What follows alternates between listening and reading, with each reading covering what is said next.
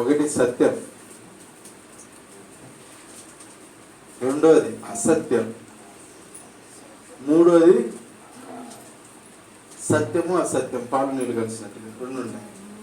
హల్లెలూయా. అటు ఇటు రెండు విధాలు, మూడు రకాల జనరేషన్. పరిపూర్ణ పాపులు సత్యంలో ఉండేవారు, సగం సత్యం సగం అసత్యం ఉండేవారు. హల్లెలూయా. కానీ పాపంలో నుంచి నులివెచ్చని స్థితిలోకి వెళ్ళి నులివెచ్చని స్థితిలో నుంచి అతి పరిశుద్ధ స్థలంలోకి వెళ్ళాలి. హల్లెలూయా. సర్వసత్యంలో స్థిర వెళ్ళాలి. హల్లెలూయా. పాపంలో ఉన్న మనం ఏం చేయాలా? నులివెచ్చని స్థితిలోకి మారాలి. నులివెచ్చని స్థితిలో నుంచి పరిపూర్ణ సత్యంలోకి అడుగులు వేయాలి. హల్లెలూయా.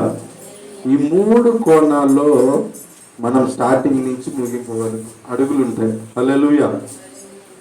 ఎందుకు నులివెచ్చని స్థితి ఉంటుందంటే అప్పుడప్పుడు తెలుసుకుంటుంటారు కాబట్టి నిజ సత్యం గురించి, మిగతా భోజనం గురించి, నిజన దైవ విషయాల గురించి, మంచి ఏదో చెడు ఏదో తెలుసుకుంటూ వారు సరి చేసుకుంటూ నేర్చుకుంటూ ఉంటారు కాబట్టి నులివెచ్చని స్థితి. దాని నుండి పూర్ణ సత్యం తెలుసుకున్న తర్వాత సర్వసత్యం. హల్లెలూయా. హల్లెలూయా. అర్థమవుతుందా? కానీ ఎప్పుడు పాప స్థితిలోనే ఉండకూడదు, ఎప్పుడు నులివెచ్చని స్థితిలోనే ఉండకూడదు. సర్వసత్యంలోకి అడుగులు వెళ్ళాలి. మనం కళ్ళు మూసే లోపల వెళ్ళలేకపోతే మన పరలోక రాజ్యాన్ని సంపాదించుకోలేము. హల్లెలూయా. హల్లెలూయా. అవునా కదా? ఏం చెప్పాలయ్యా అని నేను భోజనం చేసి నిద్రపోతూ కనుక్కొని మంచం మీద అడుగుతూ ఉన్నాను. ఏం చెప్పాలయ్యా అని. నేను సువార్త చేసి వచ్చిన, కానీ సువార్త చేసిన జ్ఞాపకం వచ్చి అడుగు ఏం చెప్పాలా ప్రభా అనుకున్నప్పుడు ఈ మూడు విషయాలు నా ఎదుట పెట్టినాడు దేవుడు. ఒకటి పాపపు జీవితం, నులివెచ్చని జీవితం, సర్వసత్యపు జీవితం. ఈ మూడు కోణాలు నాకు తెలియపరిచినాడు. హల్లెలూయా. కానీ దేవుడు నాతో మాట్లాడుతున్నప్పుడు అధ్యాయాలు కూడా సిద్ధపరచాలి మీకు తెలియపరచడానికి. హల్లెలూయా.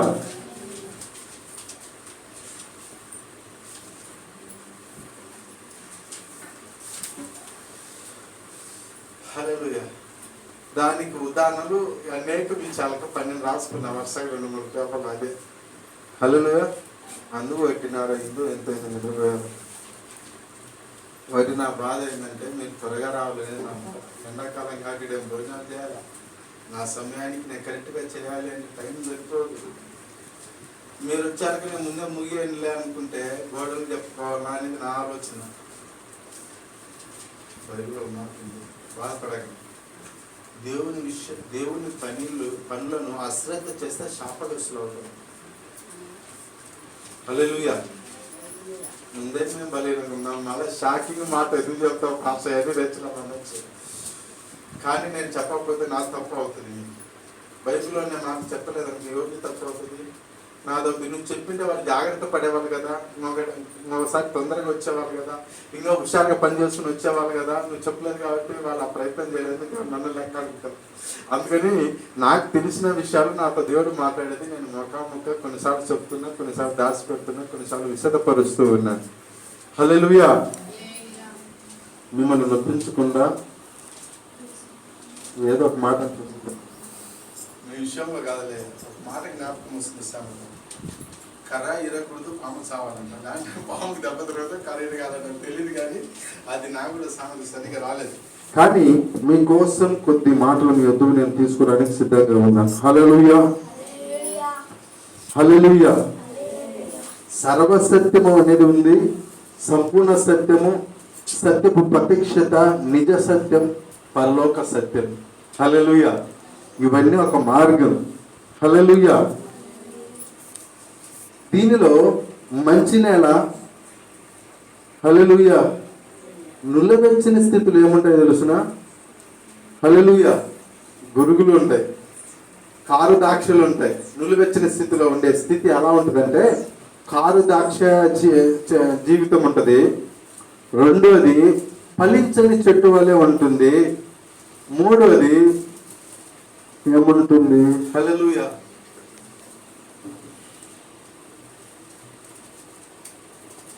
హల్లెలూయా. కారు ద్రాక్ష, ఫలించని చెట్టు, మళ్ళీ ఏం చెప్పాను? కారు ద్రాక్ష, ఫలించని చెట్టు. హల్లెలూయా. ఇలాగా ఇది కూడా ఏంటంటే నుల్లవెచ్చని గురుగులు. ఏంటి? గురుగులు, ఫలించని చెట్టు, కారు ద్రాక్ష, ఇవన్నీ నుల్లవెచ్చని స్థితికి సూచన. అలాగే పాలగింజ. హల్లెలూయా. వరేసినప్పుడు, హల్లెలూయా, వరేసినప్పుడు ఏముంటాయి? ఫస్ట్ పాలగింజ ఉంటుంది, తర్వాత గట్టి గింజ ఉంటుంది, లాస్ట్కి ఏముంటుంది? తాలు గింజలు కూడా ఉంటాయి 3 కోణాల్లో. హల్లెలూయా. తాళ గింజ ఏమో పాపపు జీవితానికి సూచన, అలాగే నిలువిచ్చిన స్థితి ఏమో పాల గింజకు సూచన, గట్టి గింజ ఏమో సర్వసత్యానికి సూచన. హల్లెలూయా. అలాగే గురుగులు అనేది నులివెచ్చని స్థితికి సూచన, కారు ద్రాక్ష అనేది నులివెచ్చని స్థితికి సూచన, ఫలించని చెట్టు నులివెచ్చని స్థితికి సూచన.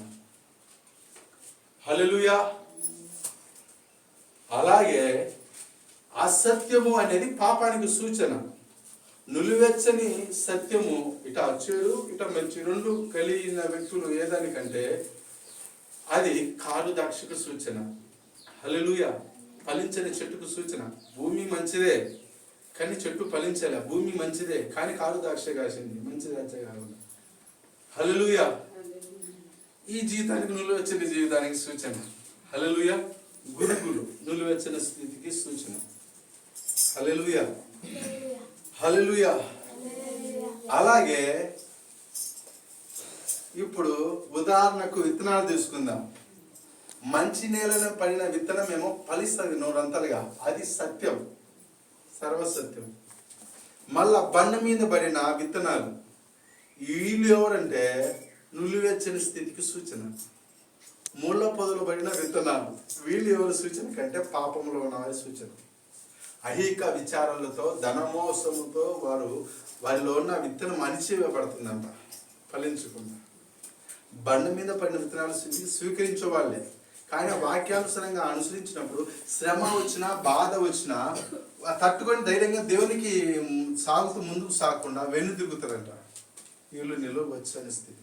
మంచి నీళ్ళను పడిన విత్తనం ఎలాంటిదంటే బాధ వచ్చినా కష్టం వచ్చినా కనీసం వచ్చినా అన్నిటికీ తట్టుకొని నిలబడి దేవుని వైపు చూస్తూ ముందుకు సాగేవారు, వాళ్ళు నూరంతలుగా ఫలిస్తారు.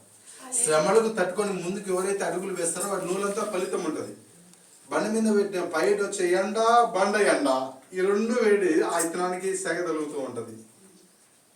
అంటే వీరు అంగీకరించు వాళ్ళే, స్వీకరించు వాళ్ళే, కానీ ఆ వాక్యానుసారం నడుస్తున్నప్పుడు బాధ వచ్చినా కష్టం వచ్చినా కన్నీళ్ళు వచ్చినా వేదన వచ్చినా శోధన వచ్చినా వెనకంది తిరుగుతుంటారు, దేవునిలో సాగకుండా. దేవుని బట్టి ధైర్యం తెచ్చుకోకుండా వెనకం చేస్తారు. ఏమో బాధలు మనం తట్టుకోలేము లేరా అని వెనకం చేస్తారు. వీళ్ళు నులివెచ్చనిస్తారు. ముళ్ళ పొదన పడ్డ విత్తనాలు లోక కోరికలు, లోక ఆశలు, లోక ఇచ్చలు ఇవన్నీ ఉంటాయి. హల్లెలూయా. పాపం జీవితానికి సూచన. హల్లెలూయా. అర్థమైంది చెప్పేది మీకు? హల్లెలూయా. హల్లెలూయా. ఇప్పుడు నువ్వు ఏ స్థితిలో ఉన్నావనేది నువ్వు తెలుసుకోవాలి. పాల ఇత్తనం వలె నువ్వు ఉన్నావా? గట్టి ఇత్తనం వలె ఉన్నావా? తాలు వలె ఉన్నావా? సత్యములో ఉన్నావా? వేడిగా చల్లగా ఉండి నులివెచ్చని స్థితిలో ఉన్నావా? పూర్తి పాపంలో ఉన్నావా? హల్లెలూయా. కారు ద్రాక్ష వలె ఉన్నావా? గురుగుల వలె ఉన్నావా? ఫలించని చెట్టు వలె ఉన్నావా? లాగుంటే ఫలించే చెట్టు వలె ఉన్నావా? మంచి నిలబడిన విత్తనం వలె ఉన్నావా? నిజ ద్రాక్షావళి వలె ఉన్నావా? హల్లెలూయా. నీ ఆత్మీయ స్థితి ఏ కోణంలో ఉంది? హల్లెలూయా అని ప్రభు రాత్రి నాతో ఇవన్నీ మాట్లాడుతూ వచ్చారు. ఒక లైన్ రాసుకోవడం ఒక సైడ్ పేపర్లో, మళ్ళీ పనుకోవడం, మళ్ళీ ఒక ప్రత్యక్షత రావడం, మళ్ళా లేయడం, రాసుకోవడం, మళ్ళీ పనుకోవడం, మళ్ళా విత్తనాల గురించి ఒక పారి, మళ్ళీ విత్తనాల గురించి ఒక పారి వచ్చిందా, మళ్ళీ ఫలించని చెట్టు గురించి ఒక పారి వచ్చిందా, ద్రాక్షవల్లి గురించి ఒక పారి వచ్చిందా, గురువుల గురించి ఒక పారి వచ్చిందా, జాగ్రత్త పారి అంటే రాసుకోవడం, పనుకోవడం, రాసుకోవడం, పనుకోవడం, పనుకుంటానే జ్ఞాపకం రావడం. అలా దేవుడు ఏం చెప్పాలయ్యా అనుకున్నప్పుడు ఈ కోణాలతో నాతో మాట్లాడుతూ వచ్చాడు. హల్లెలూయా. సత్యము మనుషులను స్వతంత్రులుగా చేస్తుంది. పూర్ణ సత్యములో ఉండటం ద్వారా లాభం ఏంటయ్యా అంటే నీవు పరిపూర్ణ స్వతంత్రాలుగా మార్చబడతావు. పరిపూర్ణ సత్యం ఏం చేస్తుందంటే నిన్ను పరిపూర్ణ విడుదల ఇస్తుంది, పరిపూర్ణ స్వస్థత ఇస్తుంది, పరిపూర్ణ ఆదరణ ఇస్తుంది, పరిపూర్ణ సంతోషం ఇస్తుంది, పరిపూర్ణ అధికారాలు వరాలు పొందుకుంటాం, పరిపూర్ణ తండ్రి స్వరూపంలోకి మార్చబడతాం. ఆ దీవెనలకు వారసురాలుగా మార్చబడతాం. పరలోక రాజ్య వారసత్వం ఉంటాం. తండ్రికి వారసుడిగా మార్చబడి ఆయన రాజ్యంలో ప్రతిదీ నువ్వు అనుభవించడానికి ఒక అర్హత పొందుకుంటాం, వారసత్వం. హల్లెలూయా. సర్వసత్యంలో పరిపూర్ణ విడుదల ఉంటుంది, పరిపూర్ణ స్వస్థత, పరిపూర్ణ ఆదరణ, పరిపూర్ణ సంపద, పరిపూర్ణ మేలు ఉంటుంది. హల్లెలూయా. పరిపూర్ణ సత్యము పరిపూర్ణ స్వతంత్రుడుగా మారుస్తుంది. నీ ఎదుట ఏది నిలబడలేదు, అన్ని సుఖ సంతోషాలు అనుభవిస్తావు. పరసంబంధమైన దీవెనలు ఈ లోకంలో సర్వసత్యంలో పరిపూర్ణ సత్యంలో నువ్వు ఎక్కడైనా నువ్వు వెచ్చని స్థితిలో నువ్వు ఉన్నప్పుడు ఏంటంటే 50% సంతోషము, 50% దుఃఖం. ఏముంటది?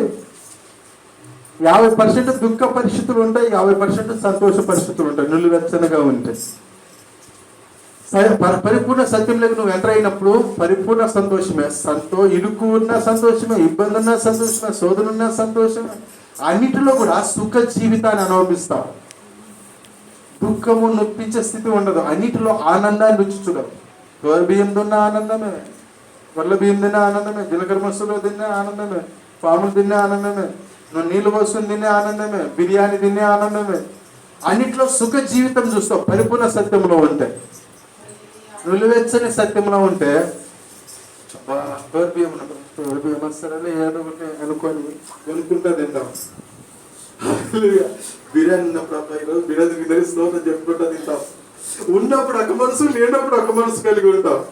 నులివెచ్చని స్థితిలో ఉన్నప్పుడు నీ స్థితిని బట్టి 2 కోణాలు ఉంటాం. ఉన్నప్పుడు ఏమో ఒక సంతోషం, లేనప్పుడు మరొక ఆలోచన, చింత. సరేలే ఎటుకుంటా సంపుకొని మనసు తినడం, అలాంటి పరిస్థితి ఉంటుంది. పోతే ఇంకా పాపంలో ఉన్నప్పుడు ఆయన పరిస్థితి ఏముంటది? హల్లెలూయా. వారు తినేది అపవిత్రమే, తాగేది అపవిత్రమే, దొల్లాడి అపవిత్రమే, వారి జీవితమే అపవిత్రం. హల్లెలూయా. ఉంటారు. వారి జీవితం ఏముంటది? వాడు దొంగతనం చేసుకోవచ్చు, దోహం చేయొచ్చు, వెన్నుపోటు కొరచవచ్చు, అల్లరి చేయొచ్చు, ఆటపాటలు చేయొచ్చు. వాడు తింటాడు, వారి సంతతికి పాపాన్ని శాపాన్ని తెచ్చి పెడతాడు. ఏడు అనారోగ్యంతో ఇబ్బంది పడతాడు. వినడు, అర్థం చేసుకోడు. ఇదొక స్థితి. హల్లెలూయా. ఈ యొక్క విత్తనం ఏదో తెలుసునా చోవ పక్కబడిన విత్తనం ఉంటుంది కదా, అది. ఈ పాపంలో ఉన్న వాని యొక్క విత్తనం ఏంటంటే చోవ పక్కబడిన విత్తనం. వాడు వింటాడు కానీ గ్రహించడు, గమనించడు, అర్థం చేసుకోడు, సరి చేసుకోడు, చక్కదిద్దుకోడు. ఇవన్నీ ప్రాబ్లం ఉంటాయి. వాడు ఈజీగా మోసపోతాడు. త్రోవ పక్కబడిన విత్తనం ఎవరంటే పాపంలో ఉన్నవాడు. హల్లెలూయా. తోపక్కబడిన విత్తనము పాపంలో ఉన్న వ్యక్తి యొక్క స్వభావం. చెప్తే వింటాడు కానీ గ్రహించాడు, ఆ సత్యాన్ని అర్థం చేసుకోలేడు, వివేచించలేడు, అది పాటించి నడుచుకోలేడు. హల్లెలూయా. హల్లెలూయా. ఈ స్థితి ఎలా వచ్చిందయ్యా మనకు అనుకుంటే, ఒకటి పూర్వీకుల కాంచి వచ్చే శాపం కాయి ఉండొచ్చు, లేదా ప్రాణబంధకాలు ఉండొచ్చు. శాపం ఉన్న ప్రాణబంధకాలు ఉన్న రెండో ఒకటే. హల్లెలూయా. పూర్వీకుల కానించి మనం ఎదుర్కొన్న ఆ పాపము, మన పూర్వీకులు ఎవరైనా ఎదుర్కొంటే ఆ పాప యొక్క జీవితము మనలో కూడా ఆ పాప దురాత్మ పనిచేస్తాయి. మన పూర్వీకులు ఎవరైనా వ్యాధిని అనిపిస్తే అదే వ్యాధి మన జీవితం కూడా పోరాటాన్ని తీసుకుని వస్తారు. వారు గలిబిలి ఎదుర్కొంటే అదే గలిబిలి మనం కూడా ఎదుర్కోవాల్సిన వస్తారు. పూర్వీకులు ఎడబాటు ఉంటే అదే ఎడబాటు జీవితం మన జీవితం కూడా తీసుకుని వస్తుంది. దీన్ని ప్రాణబంధకం రూపంలో పనిచేస్తాం. హల్లెలూయా. పూర్వీకులు దేవుని యందు భయభక్తులు కలిగి సంతోషంగా ఉంటే మనము ఐశ్వర్యంలోను, సంతోషంలోను, సుఖ జీవితంలో ఆనందంగా వడిగలుగుతూ ఉంటాం. ఐక్యత, ప్రేమతనులాగా ఉంటాం, కరెక్ట్గా ఉంటాం. అలాగే వీటిలో కూడా ఒకటి, మనం తెలిసి తెలియని పాపపు జీవితాన్ని మన జీవితంలో ఏం చేస్తాయంటే ప్రాబ్లమ్స్ కొన్ని తీసుకుని వస్తాయి. మన చేతులతో మనం చేసుకునేదాన్ని పాపం అంటారు. పూర్వీకుల కాంచి, బంధువుల కాంచి, తల్లిదండ్రుల నుంచి, వారి బంధువుల కాంచి వచ్చే శాపము ద్వారా వచ్చే ప్రాణబంధకము యొక్క కీడులు ఉంటాయి, కొన్ని ప్రాబ్లమ్స్ తీసుకుని వచ్చేది, దాన్ని ప్రాణబంధకము అంటారు. హల్లెలూయా. దాని శాపం కూడా అంటారు. అవే విధి రూపంలో పనిచేసేది. శాపము ప్రాణబంధకాల రూపంలో పనిచేసి విధి రూపంలో క్రియేట్ అవుతుంది. శాపం 3 కోణాల్లో పనిచేస్తుంది. ఒకటి విధి రూపంలో, శిక్ష రూపంలో, బంధకపు రూపంలో. వాళ్ళు ఎదుర్కొన్న దురాత్మలు ఏవైతే ఉన్నాయో, వాళ్ళు ఎదుర్కొన్న పోరాటాలు ఎదుర్కొన్నాయో సేమ్ టు వారి పిల్లలు ఎదుర్కొంటారు, వారి పిల్లలు ఎదుర్కొంటారు. వీళ్ళే ప్రాణబంధకాలు అంటారు. అంటే రక్త సంబంధంగా వచ్చేదాన్ని ప్రాణబంధకాలు అంటారు. అది వ్యాధులైన ప్రాణబంధకాలు అంటారు. రక్త సంబంధం, ప్రాణమే రక్తము కాబట్టి. హల్లెలూయా. పురుగులు కాల్చి వచ్చే తెగులు ఉంటాయి కొన్ని. ఒకరికి గుండెపోటు వచ్చి అదే గుండెపోటు వాళ్ళ పిల్లలకు వస్తుంది. కిడ్నీ ప్రాబ్లం ఉంటే అదే కిడ్నీ వస్తుంది. షుగర్ ఉంటే అదే షుగర్ ఉంటుంది. మూగుంటే అదే మూగుతనం వస్తుంది. అంటే కుటుంబ ప్రాబ్లమ్స్ ఉంటే ఏ ప్రాబ్లమ్స్ వాళ్ళు కూడా ఎదుర్కొంటూ ఉంటారు. వాళ్ళు ఏదైతే ఎదుర్కొంటారో అదే వాళ్ళ జీవితం కూడా వాళ్ళ పిల్లల జీవితం వస్తుంది. దీన్ని ప్రాణబంధకం అంటారు. మన చేతులారా మనం తెచ్చుకునేదాన్ని అంటువ్యాధులు తెచ్చుకుంటాం. హల్లెలూయా. మన పాపం ద్వారా అంటువ్యాధులు వస్తాయి. అర్థమవుతుందా? సమాధానం పోగొట్టుకున్నాం, గలిబీలు ఎదురవుతాం, లేమి ఎదురవుతాం. హల్లెలూయా. తప్పును సరి చేస్తే మన ఆనందము, క్షేమను పొందుకుంటాం దేవుని యొద్ద నుంచి. హల్లెలూయా. ఇది ఒకటి. ఆత్మ బంధకాలు అంటే సాతాను ద్వారా వచ్చేది, వీటిని ఆత్మ బంధకాలు అంటారు. హల్లెలూయా. మనిషి జీవితంలో 2 గురించి మాట్లాడుకున్నాం. ఇది 3వది. ఆత్మ బంధకాలు అంటే సాతాను మన మీద ప్రెజర్ పెడుతుంటారు. ఒంటరిగా అడవిలో నడుస్తున్న అవ్వ దగ్గరికి ఎవరు వచ్చారు? సర్పంలోకి సాతాను దూరి దేవుడు తినవద్దన్న పండు తినాలని అప్పటికప్పుడు మాటలు చెప్తా వచ్చినాడు. హల్లెలూయా. అంటే దీని ఆత్మ బంధకాలు అంటారు. అంటే డేవిల్స్ మన మీద అటాక్ అవుతే ఆత్మ బంధకాలు. పూర్వీకుల కాంచి వచ్చే శాపము దాన్ని ప్రాణబంధకం అంటారు. మనకు తెలిసి తెలియక చేసిన దాన్ని పాపము అంటారు. పాపపు శిక్ష విధానం వేరు. హల్లెలూయా. పూర్వీకుల శాపం ఉంది కదా, అది మన జీవితాన్ని ఎలా తీసుకొని వస్తుంది అంటే పాపపు జీవితం యొక్క శిక్ష ఉంటుంది కదా, ఆ శిక్ష ప్రజల్లో పడేస్తుంది. మన చేతిలో మనం తెచ్చుకునేది నులివెచ్చని స్థితి యొక్క శిక్షలోకి ఎంటర్ చేస్తుంది. సాతాను ద్వారా మనము ఎదుర్కొనేది ఎలా ఉంటుందంటే నులివెచ్చని స్థితి నుంచి లేయడానికి అవకాశం ఉంటుంది. దేవునికి సహాయం ఉంటుంది. పాపంలో ఉన్నవానికి దేవునికి సహాయంగా ఉంటుంది. కానీ అపవాది ఎంటర్ అయినప్పుడు ఏమవుతుందంటే అది పూర్వీకులే దురాత్మ అయితే పనిచేస్తూ ఉందో ఆ దురాత్మ పనిచేస్తే వారి పిల్లల మీద అవి ఒక్కపాటి ఉన్న సమాధానాన్ని తీసుకుని పోతాయి. సంతోషం ఉండదు, గలిబిలి ఉండదు, వ్యతిరేకం, కోపం, టెన్షన్, ఆలోచన, గలిబిలి, సంతోషం, సమాధానం ఏది ఉండదు, ప్రశాంతత ఉండదు. అలా చేస్తుంది ఆత్మ బంధకాలు అనే డెవిల్ పనిచేసినప్పుడు. హల్లెలూయా. నులివెచ్చని స్థితి యొక్క పరిస్థితుల్లో కొంచెం సంతోషం, కొంచెం సమాధానం ఉంటుందన్నమాట. మన చేతుల్లో మనం తెచ్చుకునేది. హల్లెలూయా. కానీ అపవాదేశంలో సంతోషం సమాధానం విధి పనిచేస్తుంటుంది. సంతోషంగా ఉందామన్నప్పుడు పురుగులు కాదు వచ్చే శాపం. ఆరోగ్యం తగ్గింది, బాగుందాం అనుకున్నప్పుడు మరొక తలనొప్పి వస్తుంది. తలనొప్పి తగ్గిందంటే కడుపు తగ్గితే కాలు నొప్పి, అది పోతే గాయం తగ్గడం. బాగున్నామన్నప్పుడు అంతలేక మరొకటి తెచ్చుకోకూడదు. దీన్నే విధి అంటారు. దీర్ఘకాల రోగం రూపంలో పనిచేస్తుంది పురుగులు కాంచి శాపం. దీర్ఘకాల రోగం అది ఒకదాని తర్వాత అది పోతే మళ్ళీ అది ఎక్కువ సంవత్సరాలు పనిచేస్తుంది. శాపంతో వచ్చే తెగులు దాన్ని రోగం అంటాం. మన చేతులారా మనం తెచ్చుకునేది అంటువ్యాధి అంటాం. సాతాను ద్వారా వచ్చేదాన్ని శోధన అంటాం. హల్లెలూయా. 3 కోణాలు మీకు వివరిస్తూ వస్తా ఉన్నాను. జ్ఞానం గలవారు నోట్స్లో రాసుకుంటారు. ఈరోజు చెప్పింది రేపు వారం నేను చెప్పకపోవచ్చు. ఈరోజు మీకు సత్యాన్ని వివరించింది రేపు వారం నాకు చెప్తుండొచ్చు.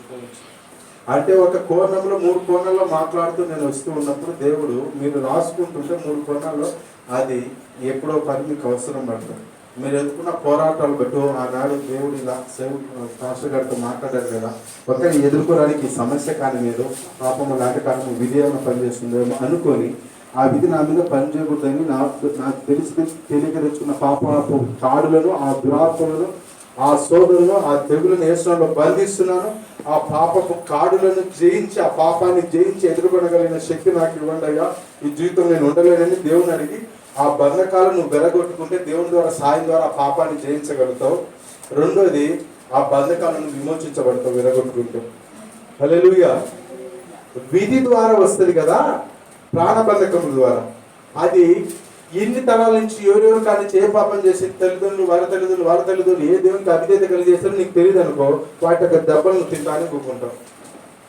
నువ్వు ఎదుర్కొనేది తెలుసుకొని నీ తల్లిదండ్రులు జాగ్రత్త పడి, నేను ఈ దెబ్బ తిన్నాను కదా, నా తల్లిదండ్రులు దెబ్బ తిన్నారు కదా అని తెలుసుకొని, నా బిడ్డల మీద పనిచేస్తున్న నా కాంచి నా తల్లిదండ్రులు కాదు వారి తల్లిదండ్రులు వస్తున్న ఈ శాప బతక నేను వెరగొడుతున్నా, ఈ దురాత్మను వెరగొడుతున్నాను, ఈ కీడును ఈ రోగాన్ని వెరగొడుతున్నానని తల్లిదండ్రులు వెరగొట్టుకోవాలి మనం ఎదుర్కొన్న బాధలు చూసి. ఎందుకంటే వారి పురుగులు ఏదైనా ఆ ప్రాణ బంధకులు ఆ శోధన ఆ ప్రాబ్లం ఎదుర్కొంటారు ఎవరో ఒకరు ఆ రక్త సంబంధంలో.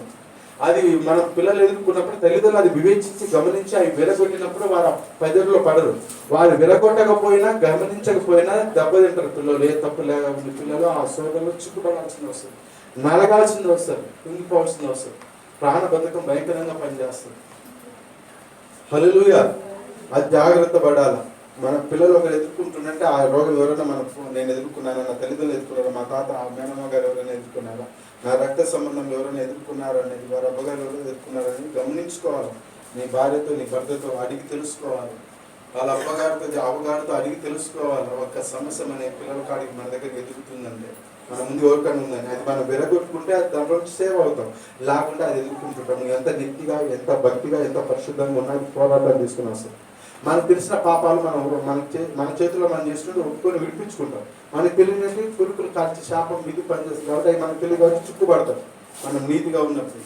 అది తల్లిదండ్రులు మనం ఎదుర్కొన్న సమస్యను బట్టి వాళ్ళు సాల్వ్ చేయాలా, లేదా మనం తను తిని దేవుని కాడ అంగలాడిసి దేవుని కాడ తెలుసుకొని మనం విరగొట్టుకోవాలా. వాళ్ళు అది సాల్వ్ చేయకపోతే అది కూడా వారే తప్పు అవుతుంది. వారు తెలిసినా అది సాల్వ్ చేయలేదు అనుకో, ప్రార్థించి విరగొట్టకపోతే తల్లిదండ్రులు తప్పు అవుతుంది మనం ఎదుర్కొన్న ప్రతి సమస్య కారణం. హల్లెలూయా. మీకు సత్యాలు చెప్తున్నాను, ఇవి అన్నీ మీకు వివరించరు. నేను దెబ్బలు తిని మీకు చెప్తాను తెలుసుకొని ఒక్కొక్కటిగా. నేర్పించేవారు లేక చెప్పేవారు లేక అవసరాన్ని నువ్వు వాడుకుంటారో వదిలేస్తాను సేవకులతో సైతం అందరం. హల్లెలూయా. నా అవసరానికి అన్ని తెలుసుకుంటే సపోర్ట్ చేసేవారు లేరు, కానీ మీకు చెప్తున్నా అన్ని నేను తెలుసుకునే ప్రతి మీరు జాగ్రత్త పడాలా, దెబ్బ తినకూడదు నా మాదిరి మీరు అనేసి. హల్లెలూయా. సాతాను ద్వారా వచ్చేది దేవునితో ఎక్కువగా మనం గడపడం బట్టి, ఆయన స్తుతించడం, ఆరాధించడం, బైబిల్ ధ్యానించడం, ప్రార్థించడం బట్టి సాతాను పోరాటాన్ని నువ్వు జయించగలవు. వాడిని ఎలా జయించగలుగుతాం? ఒకటి ఆరాధన ద్వారా, రెండోది స్తుతి ద్వారా, మూడోది బైబిల్ చదవడం ద్వారా, నాలుగోది టెన్స్ మాట్లాడడం ద్వారా. మన మనసు మీద మైండ్ మీద పనిచేస్తుంటుంది అపవాది ఎప్పుడు. మన మనసులో ఉన్న వాడిని వెలగొట్టాలంటే ఒకటి ఆరాధన చేయాలి ఎక్కువ శాతం, ఒకటి ఆరాధన చేయాలి, రెండోది బైబిల్ ఎక్కువ చదవాలి. హల్లెలూయా. మూడోది స్తుతి చెల్లించాలి. భాషలు మాట్లాడడం ద్వారా, స్తుతి చెల్లించడం ద్వారా మన అంతరంగ ఆత్మ అనేది బలపడుతుంది, దృఢపడుతుంది. మనతో దేవుడు ప్రతి విషయం మాట్లాడడానికి తోడ్పడుతుంది మన భాషలు మాట్లాడడం ద్వారా. ఆరాధించడం, బైబిల్ చదవడం ద్వారా మన మనసులో ఉన్న డెవిల్ని వెలగొట్టి మన మైండ్ను ఫ్రీ చేస్తుంది. మైండ్ను ఫ్రీ చేసేది వాక్యము, బైబిల్. ఆత్మను అభివృద్ధి చేసేది టంగ్స్, స్తుతి, ఈ రెండు. హల్లెలూయా. అందుకు మైండ్లో ఉన్న ఎప్పుడు బాడీలో డెవిల్ పనిచేసినా ఈ మైండ్లో నుంచి ఎంటర్ అవుతుంది. ఇక్కడ వాని పునాది. అక్కడ మనం బాగా గట్టిగా బైబిల్ చదివి ఎక్కువగా ఆరాధన చేయడం ద్వారా, ఎక్కువ స్తుతించడం ద్వారా వాని పునాదులు మైండ్లో నుంచి కదిలి మనకు పీస్ఫుల్గా, ప్రశాంతంగా, సమాధానంగా ఉంటుంది. హల్లెలూయా.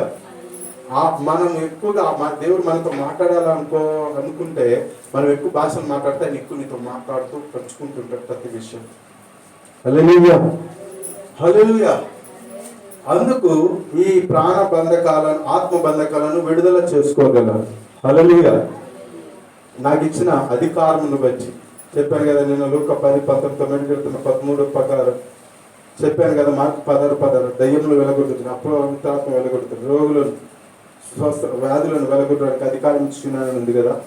మనము 9 కీర్తన లూకా 10:19 ఎత్తిపెట్టి ప్రార్థన చేయాలి. నా మైండ్ పనిచేస్తుంది దురాత్మ, పాములతో సింహం భుజంగం అరగదొక్కడానికి అధికారం ఇచ్చినని చెప్తుండగా నా మీద పనిచేస్తున్నా, మైండ్ మీద పనిచేస్తున్న దురాత్మలను బంధిస్తున్నా, విరగొడుతున్నా అని చెప్పినప్పుడు ఈ మైండ్ మీద పనిచేసే బాడీలో అంత లెక్కలు అది ప్రభుత్వం చేస్తుంది. వీటి ద్వారా ఈ మైండ్ ఫ్రీ చేసుకుంటే ఎక్కడెక్కడ మూల నాకు ఉండేదంతా బయటకు వచ్చేస్తుంది. మైండ్లో నుంచి బయట వచ్చేటప్పుడు ఎంత ప్రభావాన్ని తీసుకుని వస్తుందో, పోయేటప్పుడు అంతకంటే భయంకరంగా అది పారిపోతుంది ప్రెజర్ పెట్టి. యేసయ్య వెలగొట్టిన ప్రతి దురాత్మలు విలవిలలాడించి వెళ్ళిపోయినాయి అన్నమాట. యేసయ్య వెళ్ళిపోమన్నప్పుడు ఆ వ్యక్తిలో ఉన్న దురాత్మ ఆ వ్యక్తిని విలవిలలాడించి వెళ్ళిపోయింది, ఊరిగా పోలే సునాయాసంగా. అందుకు దురాత్మలు మనకి ఎంటర్ అయ్యేటప్పుడు 1% భారం ఉంటే వెళ్ళేటప్పుడు 2%, 3% భారంతో ఉంటాయి. అప్పుడు మనం ఆగిపోకూడదు, ఇంకా బలంగా ఓపిక తెచ్చుకొని చేసుకోవాలి. 2-3 కలిసి మనం ప్రేర్ చేసుకున్నప్పుడు మనకు కొంచెం శక్తి తోడవుతుంది, దాని నుండి ఫ్రీగా విడిపించుకోవచ్చు. హల్లెలూయా, హల్లెలూయా, హల్లెలూయా. మీకు అధ్యాయాలు చెప్పాలనా? నేను చెప్పిన వాక్యాల గురించి మత్తయి సువార్త 7:17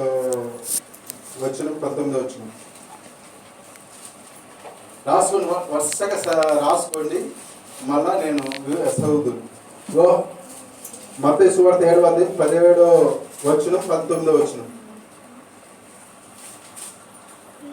తీయండి, ఒక్కొక్కరు ఒక అధ్యాయం నేను చెప్తా. మత్తయి సువార్త 7:17 తీశారా? ఒకరు తీసినారు, ఒక అధ్యాయం తీయండి.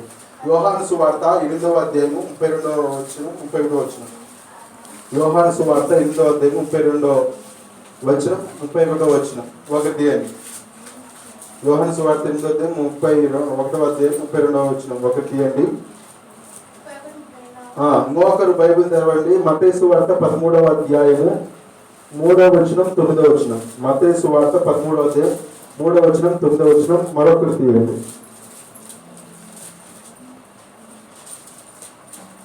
మరొకరు మత్తయి సువార్త 13:24-30-37. హల్లెలూయా. ఇవన్నీ ఇప్పుడు ఏదైతే మీతో పంచుకున్నానో ఈ దాంట్లో ఉన్నాయి. చదవండి. ఎన్ని చెప్పాను? మత్తయి సువార్త 7:17-19 చెప్పాను. మత్తయి సువార్త 13:24-30-37-40 కూడా చెప్పాను.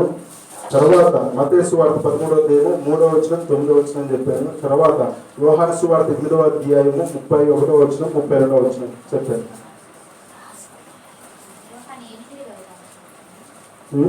యోహాను 8:32-32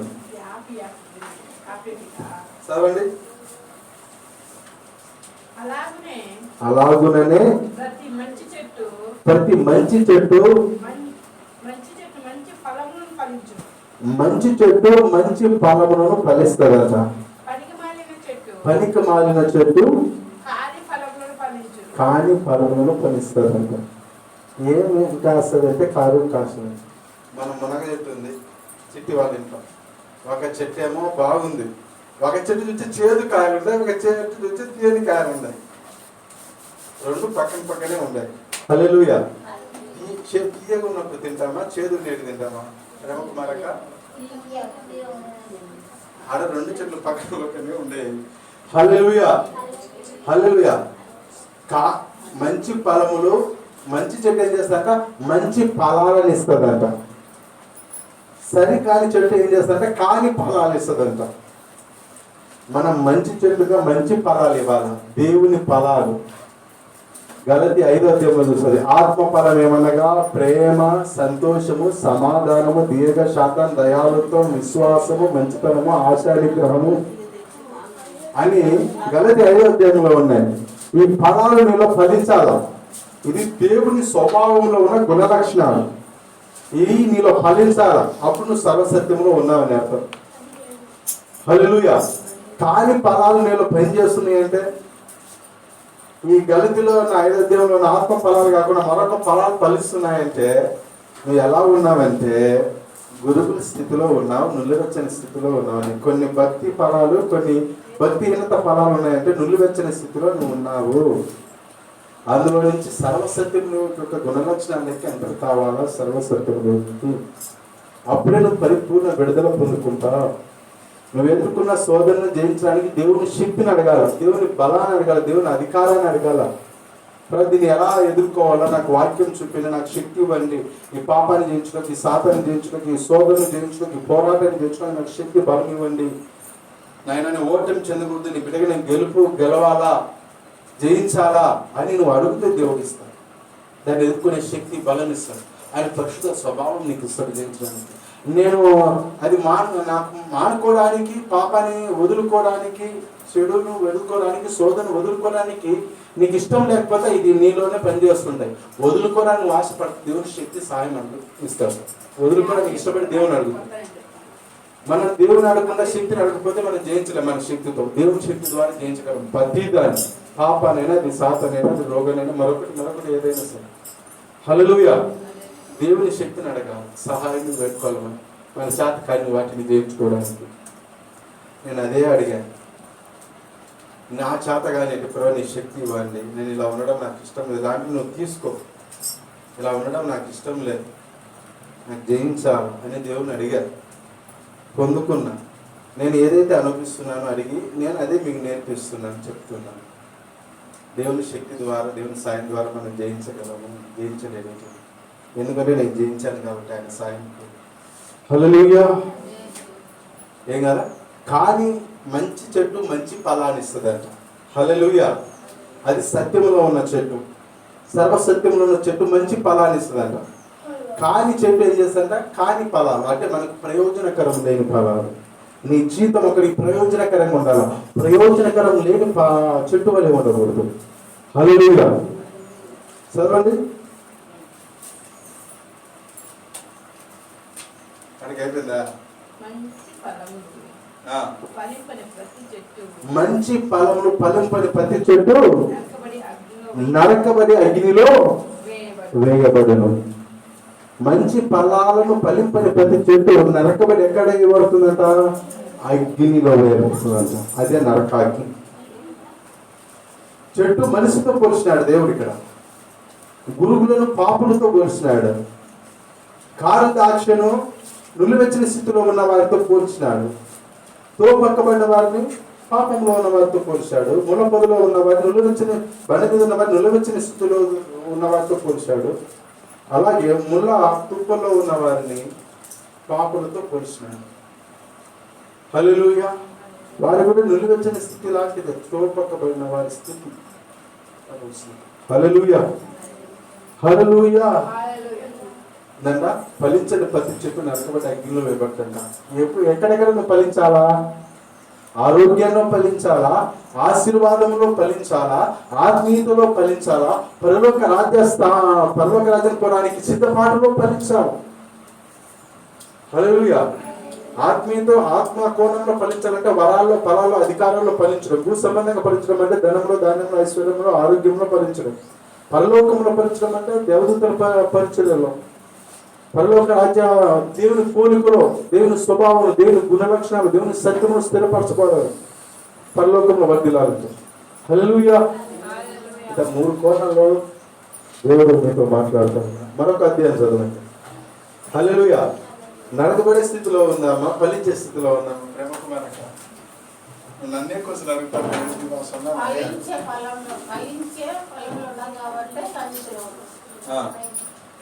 ఆ మాట చెప్పుక, నేను ఫలించే స్థితిలో ఉన్నాను పాస్టయ్యా అని చెప్పు.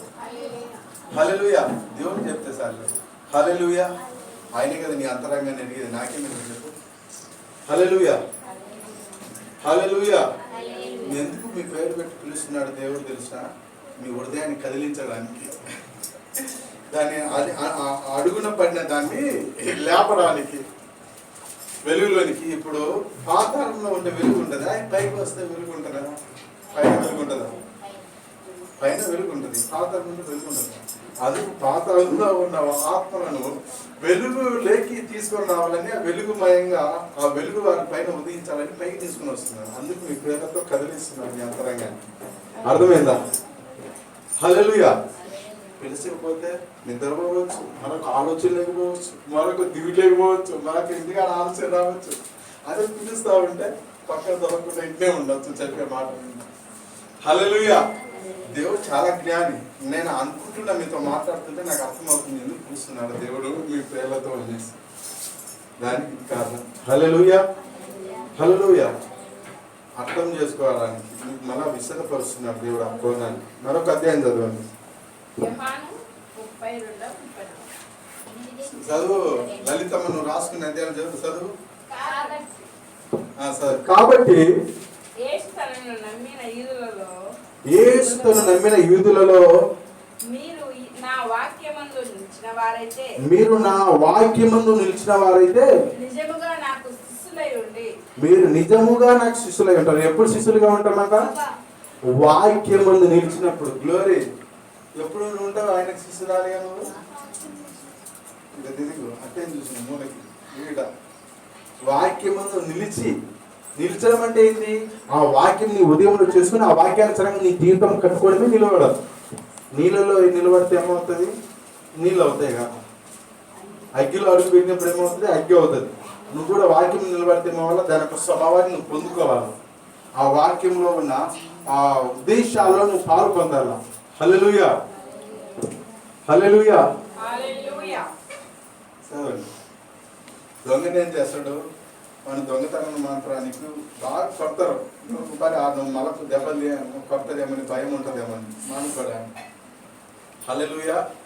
మిమ్మల్ని దీనికి కొట్టాలా? ఒక వాక్యంతో కొట్టాలా? మీకు బాగా సాదా పట్టాలి. హల్లెలూయా. నా వాక్యమందు నిలిచిన వారే నిజముగా నాకు శిష్యులై ఉండి సత్యమును గ్రహించరు. వాక్యమందు నిలిస్తే ఆయన శిష్యులు అవుతారు, సత్యాన్ని గ్రహిస్తారు. సత్యం గ్రహించాలంటే ఏం చేయాలి? వాక్యమందు నిలిస్తే అప్పుడు సత్యం, ఆ వాక్యంలో ఉన్న సత్యాన్ని గ్రహించగలరు, తెలుసుకోగలరు. హల్లెలూయా. ఇంకా చదవండి.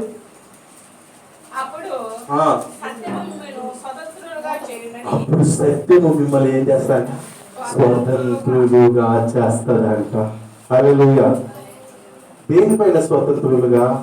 పాపం మీద స్వతంత్రులుగా, దారిద్ర్యం మీద స్వతంత్రులుగా, సాతం మీద స్వతంత్రులుగా, రోగం మీద స్వతంత్రులుగా, తెగుల మీద స్వతంత్రులుగా, శత్రువులు, మనుషులనే శత్రువుల మీద, ప్రధానమైన శత్రువుల మీద, అపవాదనే శత్రువుల మీద, నేను ఏదైతే నొప్పిస్తుందో, ఏదైతే గాయపరుస్తుందో, ఏదైతే పాపంలో పడిపోవడానికి ద్వారాలు తెలుస్తుందో వాటన్నిటికీ నీకేముందంటే యజమానుడిగా మార్చబడతాం. అది నీకు దాసిగా మార్చబడుతుంది. ఇవన్నీ నేను ఏం చేస్తే తెలిసిన దాసిగా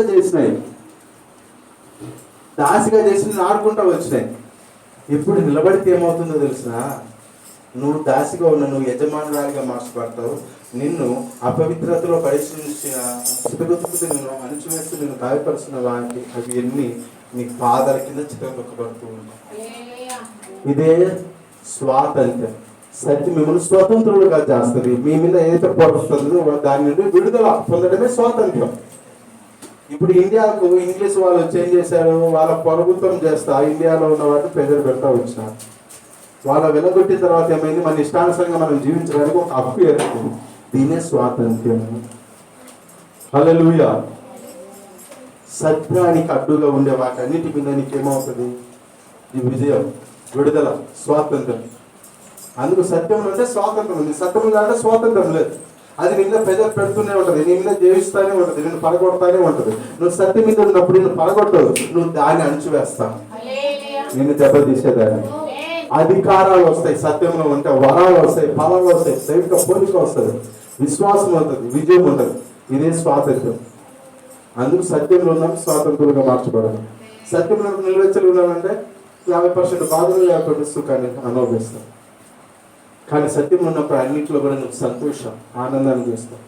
ఏవి నిన్ను అణించలేవు, గాయపరచలేవు, నొప్పించలేవు, బాధ పెట్టలేవు. అన్నింటిలోనూ సుఖమే, సంతోషం చూస్తాం. హల్లెలూయా. అపోస్తలులు అదే చూస్తారు. చదవండి నెక్స్ట్ అధ్యాయం. స్వతంత్రులుగా మార్చుతారని చెప్పాను కదా ఇందాక మాట, అది వాక్యం. చదవండి. ఒక అధ్యాయంలోకి వెళ్ళి లలితమ్మ రాసింది నువ్వే కాబట్టి చెప్పాలని నువ్వు తెలిసి ఏంటి? 13:3 చదవండి. మత్తయి సువార్త 13:3. ఆయన వారిని చూసి చాలా సంగతులను ఉపమాన రీతిగా చెప్పాను. ఎట్లనగా ఇదిగో విత్తువాడు విత్తుటకు వెళ్ళెను. వాడు విత్తుచుండగా కొన్ని విత్తనములు త్రోవ పక్కన పడ్డాయి. పక్షులు వచ్చి వాటిని మింగివేసెను.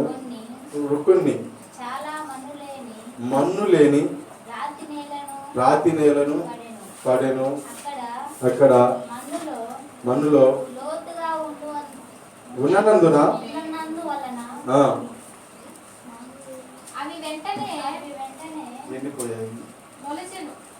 మొలిచాయి కానీ ఎండిపోయాను. కానీ సూర్యుడు ఉదయించినప్పుడు అవి మాడి వేరులైనందున ఎండిపోయాయి. ఎస్, హల్లెలూయా. మళ్ళీ చూస్తే ముళ్ళ తొక్కలు చూస్తాం. హల్లెలూయా. ఇందాక వీటి గురించి చెప్పాను. నెక్స్ట్ అధ్యాయంలోకి వెళ్ళండి.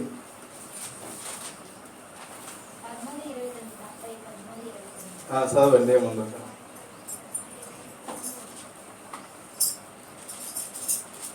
హల్లెలూయా.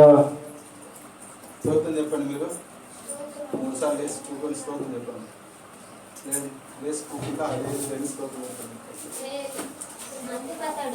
అందుకు అతడు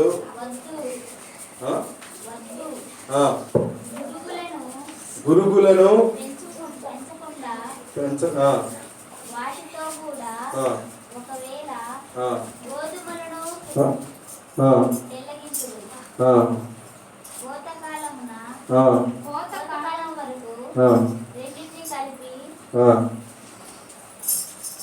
సరే చదువు నేర్చలమ్మా. అంటే గురుగులు ఉన్నాయి. నేను చెప్తాను చూడండి. నేను గురుగుల గురించి చెప్పాను మీకు, అవునా కదా? అంటే దేవుడు వెళ్ళి మంచి నేలలోనే విత్తనాలు విత్తాడట. అపవాదీలు నిద్రపోతుండేది చూసి రాత్రి పూట గురుగులను విత్తిపోయాడట, చెడ్డ విత్తనాలు విత్తిపోయాడట. ఇప్పుడు మంచి విత్తనాలతో పాటు ఏమయ్యాయి? చెడ్డ విత్తనాలు కూడా మొలిచినాయి. ఇప్పుడు అది పనివారు వెళ్ళి యజమానులు చెప్పారట, నాయన మనం మంచి విత్తనాలే కదా, ఇక్కడ గురుగులు కూడా మొలిచినాయి, ఆ పంట ఒక చెడ్డ విత్తనాలు కూడా మొలిచాయి, ఇక్కడ ఏం చేయమంటావు, పెరకమంటావా ఈ గురుగులను? అంటే ఈ సమయంలో నువ్వు పెరిగితే మంచి విత్తనాలు కూడా మంచి చెట్లు కూడా బయటికి వస్తాయి. వీటితో పాటు రెండు కలిసి పెరగనియండి. కోతకాలం అనేది ఒకటి ఉంది కదా, అప్పుడు గురుగులను మొదటిగా పెరిగి బయట వేసి కాల్చి వేద్దాము, మంచి విత్తనాలు కొట్లో వేయండి అని యజమానుడు చెప్పాడు. హల్లెలూయా. అలాగే సంఘానికి వచ్చినప్పుడు ఈ గురుగు లాంటి వాళ్ళు ఉంటారు, మంచి విత్తనాలు లాంటి వాళ్ళు ఉంటారు. హల్లెలూయా. దేవుని యొద్దకు వస్తున్న వారిలో ఎవరు ఉంటారు? గురుగులు అనే వాళ్ళు ఉంటారు, అలాగే మంచి విత్తనాలు గల వాళ్ళు ఉంటారు. కానీ కొంతకాలం వరకు చూద్దామని గురుగులకు అవకాశం ఇస్తున్నాడు దేవుడు. ఈ మంచి వారితో కూడా గురుగులు అనేవారు చెడ్డవారు కూడా వారితో పాటు చర్చికి రావడానికి, కలిసి ఉండడానికి దేవుడు అవకాశం ఇస్తున్నాడు. ఎందుకు? చూద్దాం, తీర్పు సమయం వరకు కొంతకాలం ఒకటి అనేది ఉంది కదా, అంతవరకు చూద్దాం. ఈ మంచివాడు చెడ్డవాడు ఇద్దరు పెరిగిన సంఘంలో చూద్దాం, అవకాశం ఇద్దాం, ఏమన్నా మారుతాడేమో, మంచివాడిని చూసి చెడ్డవాడు మార్పు చెందుతాడేమో, సరే పెరిగినీలే అని దేవుడు అనుకుంటున్నాడు. కానీ మంచివారినే చూసి సేపులు చెప్పిన వాక్యమని సత్యంలో నిలబడ్డారు అనుకో, గురుగులు అనేవాళ్ళు వారేం చేస్తారు? కాల్చబడరు. హల్లెలూయా. కానీ వారు మార్పు చెందకపోతే గురుగులను మంచి విత్తనాలు వేరుపరిచి గురుగులేమో మంట వేసి కాల్చేస్తారు. ఇప్పుడు జొన్న కంకులు ఉంటాయి, సొద్ద కంకులు ఆడించినప్పుడు పొట్టు భయంకరంగా పడతారు, అవునండి, దాన్ని కాల్చేస్తారు. హల్లెలూయా. అలాగే మనం దేవుడు కోరుకునేది ఏంటంటే ఎప్పుడు పాప స్థితిలోనే కాకుండా నిలువెచ్చిన స్థితిలోకి అడుగుపోయి, నిలువెచ్చిన స్థితిలోనే కాకుండా సంపూర్ణ సత్యంలోకి అడుగుపోయి, నువ్వు పాపంలో నువ్వు నిలవెచ్చిన స్థితిలో కన్నా మారాలని దేవుడు కోరుకుంటాడు. ఆ స్థితిలో నుంచి సర్వస్థితిలోకి ఎంటర్ కావాలని దేవుడు కోరుకుంటాడు. ఎప్పుడు పాపపు స్థితిలోనే నిలువెచ్చిన స్థితిలో ఉంటే గురుగులు మాది పెరకివేయబడి కాల్చివేయబడే రోజు వస్తుంది. హల్లెలూయా. హల్లెలూయా. అందుకు నువ్వు సర్వసత్యంలోకి అడుగు వేయడానికి పాపపు స్థితిలో నుంచి నిలువెచ్చని స్థితిలోకి రావాలి, నిలువెచ్చని స్థితి నుంచి సర్వసత్యంలోకి రావాలి, సంపూర్ణ బతికిలో ఉంది. హల్లెలూయా. హల్లెలూయా. దేవుడు పాపలకు అవకాశం ఇచ్చాడు. ఎందుకు? గురుగులకు అవకాశం ఇచ్చాడు. ఎందుకు? పరిశుద్ధులతో కూడా ఉండడానికి, భక్తులతో కూడా ఉండడానికి. ఎందుకు? ప్రేమను బట్టి, కనికరాన్ని బట్టి, జాలిని బట్టి ఆయన సృష్టించాడు. కాబట్టి ఏదో మార్పు చెందుతారు. వారిని చూసాం, దొంగతో సాగు చేసినప్పుడు దొంగ అలవాట్లే ఉంటాయి, మోసగానితో ఉంటే మోసపు అలవాట్లే ఉంటాయి. అందుకు మంచి వారితో ఉంటే ఈడేమైనా మారుతాడేమో చూద్దాం, ఇప్పుడే పెరిగాడేమని అవకాశం ఇచ్చాడు. అప్పుడు నీకు చనిపోయేక మునిపే నీకు మరణం రాకమునిపే నువ్వు సర్వసత్యములకు అడుగు పెడితే నీకు ఇచ్చిన అవకాశం నువ్వు వినియోగించుకున్న వ్యక్తిగా మార్చబడతావు. నువ్వు వినియోగించుకోకపోతే కాల్చబడే స్థితి నీకు చేతిలో నువ్వు తెచ్చుకుంటావు. అది నీ చేతికి అప్పగించుకున్నాడు దేవుడు. హల్లెలూయా, హల్లెలూయా. ప్రార్థన చేద్దాం. కళ్ళు మూసుకో. మిగతా వచనాలన్నీ మీరు చదువుకోండి. అన్ని అయిపోయినాయి, అయిపోయినాయి కదా. మోకరించండి, ప్రార్థన చేద్దాం. పరిశుద్ధుడా, పరలోకమందున నా తండ్రి, నీకు స్తుతులు స్తోత్రాలు చెల్లిస్తూ ఉన్నాను. నీకు వందనాలు నమస్కారములు చెల్లించుకొచ్చిన చెప్పిన ఈ మాటలయ్యా నీ బిడ్డల జీవితంలో నాటి కళల ద్వారా, దర్శనం ద్వారా, స్వరం ద్వారా కూకున్న లేచి ప్రతిసారి మాటలు వారి హృదయంలో జ్ఞాపకం చేసి నీ సర్వ సత్యంలో స్థిరపడి కృపాక్షేమం పొందుకున్నకు యోగ్యత, భాగ్యం, నీ శక్తి, సామర్థ్య, బలము నీకోసం నిలబడి నీకోసం ముందుకు అడుగులు వేసి నీకోసం బతికే యోగ్యత, భాగ్యం దయచేసి మేలుతో నింపి కృపతో వర్ధిల్లింపచేసి మేలుతో అలంకరింపచేసి కాంతితో ఉదయింపచేసి తేజస్సుతో నింపి బలపరచుకుని మా జీవితాన్ని సమర్పించుకోవచ్చు. నా ప్రాణాత్మ శరీరాన్ని గాయాలు రక్తకులు రెక్కచాలకు సమర్పించుకోవచ్చు. నన్ను దర్శించండి, నన్ను అభిషేకించండి, నన్ను కృపను తీర్చండి, నన్ను మేలు తీర్చండి. మా జీవితాలను చేతిగా అప్పగిస్తుంది. ఏదైనా నీకు మహిమ కానీ ఏదైనా ఉంటే దాన్ని జయించగలిగిన, దాన్ని ఎదుర్కొనగలిగిన, దాన్ని విడిచి వేసుకోగలిగిన, నీ సత్యంలో, నీ పరిశుద్ధతలో, నీ భక్తిలో ఎదగగలిగిన శక్తి, సామర్థ్యం, బలము మాకు దయచేయనైనా.